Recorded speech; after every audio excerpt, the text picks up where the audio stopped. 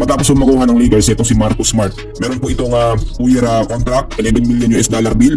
Meron po pong player option for the second year mga kaibigan.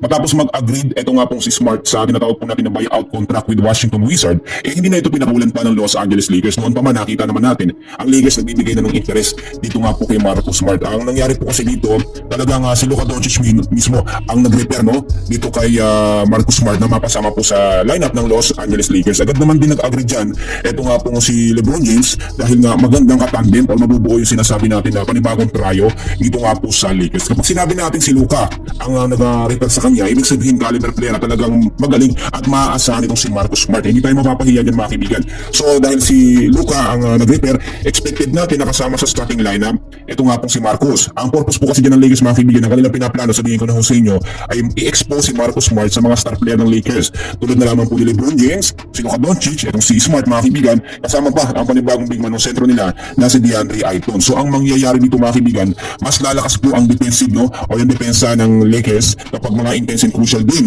bukod sa panibagong big man, meron pa silang veteran at magaling na player po point guard. Ito nga po si Marcus Smart. Sa pagkakataong ito mga kaibigan, full force na o full pack na ang Los Angeles Lakers sa malakas na lineup. Marami nagsasabi paano naman daw yung ibang mga point guard ng Lakers tulad na lamang ni Dalton Knecht at si Gabe Vincent, which is maaasahan din naman mga kaibigan. Alam ko mga kaibigan, medyo nakakalungkot yung ganito, baka magkaroon ng favoritism sa Lakers, mas gamitin mas bigyan ng mahabang playing time itong bagong player nila, bagong firma ng kontrata sa Lakers na si Marcus Smart. Well, kung sa igaganda naman ang performance ng team ng Lakers at so kung ikakakampi naman nila, wala problema dyan. Hindi naman yan magtatampo si Dalton Knecht at si Gabe Vincent. Magagamit din naman sila kapag napapagod si Smart mga kaibigan o sa mga intense and crucial games. Siyempre alam na po ni JJ Redick dyan. Ang kinakatakot naman natin dito, baka mamaya dahil nga po mo sa requested ni Luka, eto nga po si Marcus Smart, baka mauwi na naman tayo sa small ball lineup. Yan po kasi ang binabantayan natin. Yan yung ginamit na sistema. Last season, hindi nakapasok sa NBA Championship. Naglag po sa playoffs. So babantayan natin yan. Pero sa pagkakataon ito mga kaibigan, may sigurado namang big man ng Lakers DeAndre Ayton, si Jackson Hayes,